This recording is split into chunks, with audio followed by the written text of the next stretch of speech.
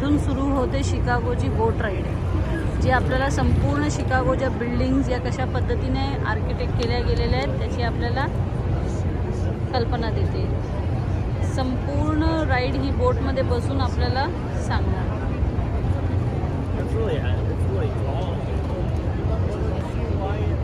Chicago is all about tall buildings.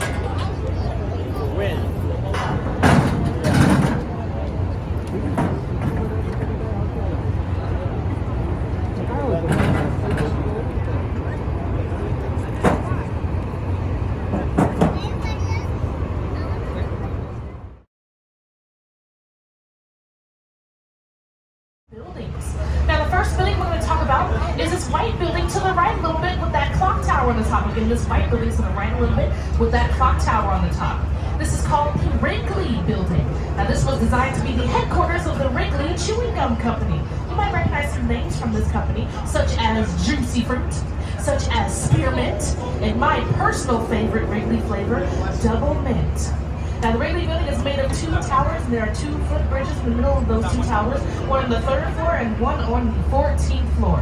And that clock tower on the top of the Wrigley Building is actually modeled after a bell tower in Spain called La Giralda. And because of that, but alrighty, moving on. If you look straight ahead at this tall glass tower right in front of us, with the 3 patios shooting out the side, and that spire at the very top, I bet you can't guess the name of this building. This is the Trump International Hotel and Tower. Now this was designed by Chicago's very own Adrian Smith.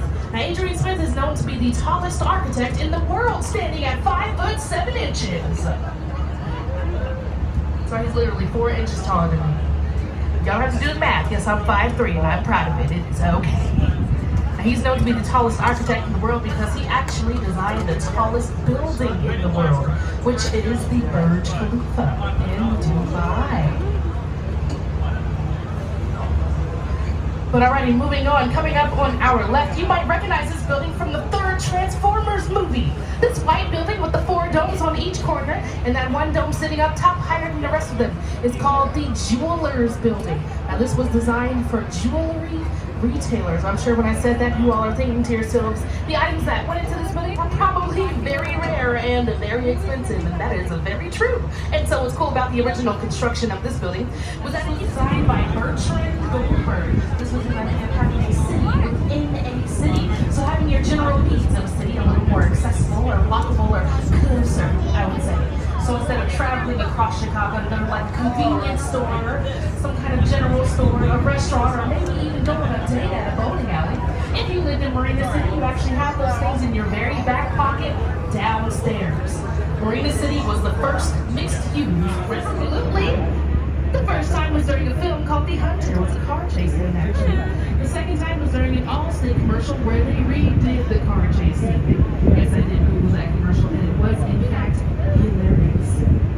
But moving on, coming up on our left, we have this kind of odd one out, shorter, angry-looking building, I would say. It has a concrete skeleton popping out at us, darker windows, and a big gold 55 on the top. This is 55 West Wacker. Probably our most absolutely. The first time was during a film called The Hunter. It was a car chase scene, actually. The second time was during an Allstate commercial where they redid the car chase scene. Yes, I did Google that commercial, and it was, in fact, hilarious. But moving on, coming up on our left, we have this kind of odd one out, shorter, angry-looking building, I would say. It has a concrete skeleton popping out at us, darker windows, and a big gold 55 on the top. This is 55 West Wacker. It's probably our most because this was the largest building in the world when it was constructed, and it's still one of the largest buildings in the world today. Check this out. This building has its own CTA station. It occupies 2 entire city blocks. It has 43 elevators inside. It has 7.5 miles of hallway inside. It can hold 73 football fields worth of office space inside. This puppy is so gigantic, until 2008, it had its own zip code. The merchandise mart. Very, very gigantic building. I've lived here 5 years, and I have yet to find my way out of this building by myself. I know a lot of the security guards there. Because I'm always asking for help. That's a world. So before this building became residential, it actually acted as kind of a large refrigerator or freezer. That's right. Meat used to live here before people did. Now, the architect who designed the Fulton House, his name was Harry Weiss. Along with being a famous architect, he was also an avid sailor in his time, and he gives little shout-outs to his sailing past in his designs. So if you see stars going up and down the walls of the Fulton House, they represent the starry nights that he used to have as a sailor. If you look at these river cottages right next to the Fulton House, these were designed by Harry Weiss himself as well. Now, because of his sailing past, he has a very large love of triangular shapes. You see that at the top of the building, back into its original place, reducing the overall sway of this tower. Now, if you want to see one of my favorite features of this building, look up. Very gorgeous reflection of the river and our boat. If you wait, you can probably find yourself and take a selfie. Another cool photo op right behind us. Chicago trains are just great to take pictures of. Goddess Ceres, as in cereal. She was the goddess of agriculture and grain. Now, believe it or not, the Chicago Board of Trade building used to be the tallest building in Chicago for 35 years. You definitely can't tell from here, right? But if you were to stand in front of the building, you can see the longitude in the design of the building itself. You can see it even more so at night. This building is gorgeously lit from the bottom. It makes it even taller. It's my favorite building to photograph at night. To take pictures, because that's all we can afford. But listen, the cocktails looked gorgeous as they were being carried past us. The food smelled amazing as it was being carried past us. And when we're not broke no more, we're going back. It'll be great. We're saving money, so it should happen soon. Maybe we'll see you there. But yes, check that place out if you get a chance.